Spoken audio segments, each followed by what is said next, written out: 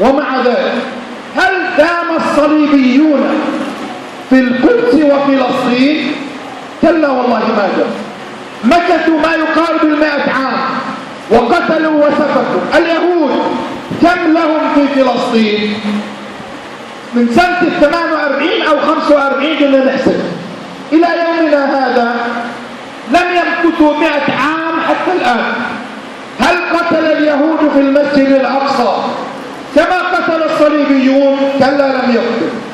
طبعا احنا ما بدنا نبرر فعل اليهود، لا، إنما نريد أن نقول لمن يرغب أو يألف التنازل عن فلسطين ويظن أن السلام مع يهود يمكن أن يأتينا بشيء منهم، نقول له إن القرآن قد أخبرنا من قبل عن يهود، فاحفظ عليك رأيك. أقل ما يقال. الله سبحانه عندما قال عن يهود أم لهم نصيب من الملك، يعني ليس لهم نصيب من الملك، ولو كان لهم نصيب من الملك إذا لا يؤتون الناس نقيرا. منذ أوسلو وقبل أوسلو مدريد إلى يومنا هل تقدمنا نحو تحرير فلسطين خطوة واحدة أم تأخرنا إلى الوراء خطوات وتبدلت الأسماء والمسميات حتى صار المنكر معروفا والمعروف منكرا والخائن أمينا والأمين خائنا؟ تبدلت الأسماء والمسميات. طيب إذن كيف تحررت فلسطين من الصليبيين؟ ثم كيف تحررت من التتار؟ فلسطين تحررت من الصليبيين عبر الجيش فقط. جاء صلاح الدين الأيوبي رحمه الله وقضى على الفرقة والتمزق وجمع المسلمين في دولة واحدة، ثم جاء محررا للمسجد الأقصى وكان يأتمر بأمر الخليفة كما ذكر الإمام الزيعلي رحمه الله. واليوم أيها الأخوة ننادي الجيوش في سائر بلاد المسلمين. قد يقول قائل صل عليها 4 ركعات، كبر عليها 4 تكبيرات، صل عليهم صلاة الأموات. لا، سمعتم قبل حوالي شهر أو يزيد عما حصل في الأردن عما يسمى بالمثليين جنسيا، أي جاءت السفيرة الأمريكية واجتمعت مع المثليين جنسيا وأوجدت لهم شيئا واعتبارا معينا في الأردن. هنا واحد من الضباط أو العساكر الأردنيين ثارت عنده الحمية والغيرة وجاء إلى المسؤول عنه وقال له يا سيادة العقيد أو الرئيس بدنا نركب لرؤوسنا قرون. يعني شو التعبير العامي؟ بدنا نركب قرون، يعني واحد بده يكرر. ايش يعني هذا الكلام؟ يعني بطل الواحد يحس الرجل يتزوج رجل والمرأة تتزوج مرأة والناس ساكتين والعشائر والمشايخ وين راحوا العالم؟ قال له شو في؟ قال له تعال شوف العالم محتفلين بما يسمى بالزواج المثلي. قال له وينه؟ قال له عليهم حركت دورية واشتغلت الإسعاف وراح مشان يحتفل.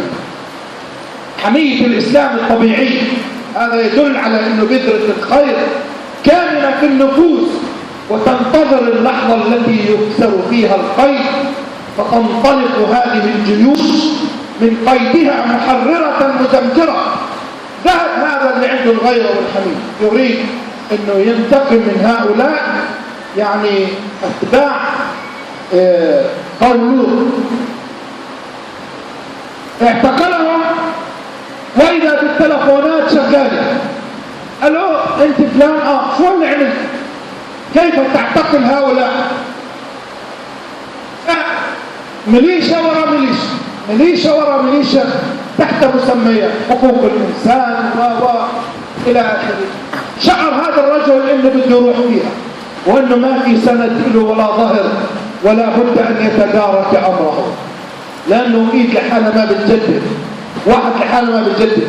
إنما الذي يجدد إذا ملك القوة الكافية كما ملك السعدان سعد بن معاذ وسعد بن عبادة وأسعد بن زرار عندما ملكوا القوة قلعوا أبي بن كعب، قلعوا عبد الله بن أبي، وقلعوا أبا عامر الراهب من جذورهما، وأورثوا رسول الله صلى الله عليه وسلم الحكم في المدينة وأقيمت دولة مصر. أمر عسكري للأردن لما سمع هذه المكالمات مكالمة وراء أخرى ماذا فعل؟ مباشرة بدأ يبحث عن حيلة جديدة يخرج من خلالها من هذا المأزق. قال للعساكر بسرعة جيبوا شراب واسقوهم بوزة ومش عارف شو، بدأوا يسقوا بهالأجاويد قاتلهم الله أن يتخطوا. اسقوهم من الشراب البارد حتى وصل العساكر والمخابرات وحقوق الإنسان. شوفي كيف تعتقل هؤلاء؟ قالوا أنا يا عمي ما اعتقلتهم، أنا حفاظا على أمنهم أحضرتهم عندي وها أنا أكرمتهم وسقيتهم الشراب ووايا. قال له ما دام هيك خلاص. سبحان الله. إذا نعود ونقول أيها الإخوة، ما دام أن الذي حرر فلسطين بعد حوالي 100 عام من الاحتلال ومثلت 70,000 أو يزيد الذي حرره هو الجيش الإسلامي، فلا بد أن يخرج الله من بين هذه الجيوش من هو مثل صلاح الدين ويأتي محررا، وهذا وعد الله، ولا بد أن نصدق به ونعمل لتحقيقه حتى يعجل الله بالفرج. وأي تعلق بحبل غير هذا الحبل فإنما كمن يتعلق بخيوط العنكبوت. والله سبحانه وتعالى وصف الذين يتخذون من دون الله آلهة وأعوانا وأنصار كمن يتخذ بيتا من بيوت العنكبوت، وإن أوهن البيوت لبيت العنكبوت. فبيوت هؤلاء الحكام ومن هو من أشباه الحكام هي بيوت عنكبوت ستزول قريبا إن شاء الله. ورحم الله الإمام علي كرم الله وجهه يوم أن قال أزلوا العنكبوت من بيوتكم فإنه يورث الفقر. ونحن نقول أزيلوا الحكام ومن تشبث بخيوط العنكبوت فإنهم والله قد أورثونا الفقر السياسي والاقتصادي والفكري وكل أنواع الفقر، حتى أشبعونا ذلا وهوانا.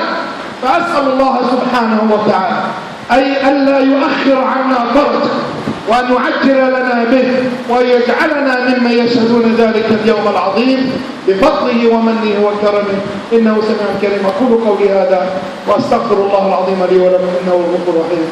والسلام عليكم ورحمة الله وبركاته.